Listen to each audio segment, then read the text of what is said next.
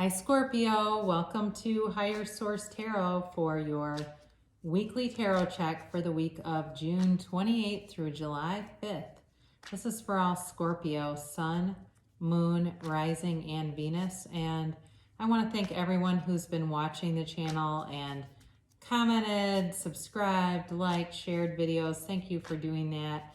And if you're new here, I'd love to invite you to subscribe. If you tap the bell, you'll get notifications when new videos are posted, but it's basically every week, okay, if you don't want the notifications. So we are going to get right into this today. Guidance, please, for Scorpio. Guidance for Scorpio, please. Sun, Moon, Rising, and Venus for Scorpio. Okay. All right, guys. Let's see what the cards have to say this week.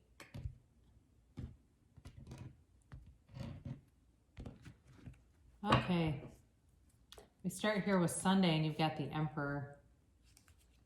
Wow, Monday, I've done that twice where I've gone from Sunday to Tuesday. I don't know why I keep doing that. Monday, you have the Wheel of Fortune. Tuesday, you've got the Page of Wands. Wednesday, you have the King of Cups. Thursday, you've got the Hermit. Friday, you have the Star. Saturday, you have the Nine of Wands, and then Sunday you've got the Ten of Cups. Well, okay, right off the bat, I feel like, there's somebody that is not going to give up on you, or not giving up on a situation, but it ends up being a beautiful situation. The energy around it is something to work for. You've got two tens here too, so that's definitely about a new cycle, and it's beautiful cards with the Wheel of Fortune and the Ten of Cups. You have Aries here, you've got Virgo, you've got Aquarius, and then of course you've got, you do have more fire, so Leo, Sagittarius plus the Aries, and then you've got water, Pisces, Cancer, and Scorpio. So you begin here on Sunday, and it's like needing to adhere to rules. It's not a very emotional day, but it's definitely more about rules, structure. Some of you may be putting together some kind of rules for either your house or work or something where it feels like some kind of list of like maybe things have been a bit, the word cattywampus just came into my head. Sounds like something my grandfather would have said, but it's like things have been a little willy-nilly. It's like, no, we need to get this straightened around a little bit. It's getting too crazy. We need rules. We need structure. And like it's that kind of energy, but it's very authoritative. Okay, so it's definitely, too, for some of you here where a relationship comes in, very much might be more about like opposites attract, and this person tends to be like a lot of structure. They are much into order. I feel like they work in a courthouse or something, too. That is for somebody here. But it definitely feels like a very orderly energy. The good news is there's no chaos around the Emperor. Okay, the Emperor does not play with chaos. So if you don't like that, it's going to be going, because those two don't mix, and the Emperor always rules. Monday, you've got the Wheel of Fortune, and this is a great law of attraction card. This is always turning in your favor. Okay, so when you see this, perk up a bit, straighten up, sit up, right? And take note, like, whoa, what's coming in? It's always bringing you something good. So when the Wheel of Fortune is turning in your favor, it is to bring in your hopes and your dreams and, help you along the path. It's like telling you that something more is coming towards you. So if you've been at all kind of complacent, or just, I am seeing like somebody drumming their fingers, like, when is this going to get here? Know that it is coming towards you. This also too represents the fixed signs, and those are Aquarius, Leo, Taurus, and then also of course Scorpio. So this also represents you in this too. But either way, it's just like you have a knowing. Somebody here has a knowing, and it almost feels like claircognizance, like where they really know things. And I know that you are you tend to be a very psychic sign anyway. So somebody may have something like claircognizance and not even realize it, or clairsentience, where they sense things And it's like they've always been like this too, whoever this is for. You've always been like this and you just didn't realize it had a name. But I also get that coming through. So Tuesday, you've got this Page of Wands, and somebody's inspiring here. There's some, definitely this is a time of taking action, but there's a lot of charisma here. So you may be dealing with somebody who's very charismatic. I see them like on a stage, and this may have been a long time ago. Maybe they were in plays in high school or something like that. They were an actor, not necessarily as a job, but it could be. But they're they are that spark of action. They're the ones with the flint and the stone down on the ground starting the campfire. They bring that spark of good ideas and encouragement. And they're the yes, you can. Whoever this is around you is like saying, yes, you can. And they want you to know your worth, and they want you to, I don't know, I just feel like they're saying things like you can have, do, or be anything. They've got that kind of attitude. Very much a positive influence, very much a glass half full kind of an energy around you. And it really does continue with the King of Cups. Now, the King of Cups is quite a bit different than the Emperor. The King of Cups is like the dad that, I hate to say this, but like gives their 18-year-old son a beer. I mean, not that I'm encouraging that, but they're like, he's not as concerned about the rules, even though the kings in general are for that suit. So his rules are more about the heart.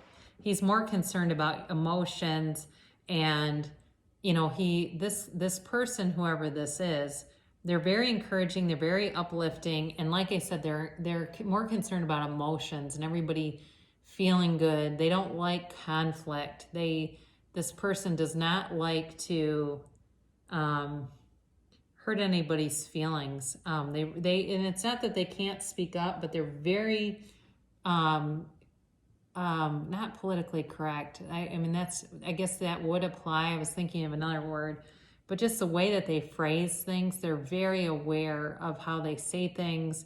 And so I do feel like for you, especially if you've had challenges in relationships in the past, this person definitely wants to win you over.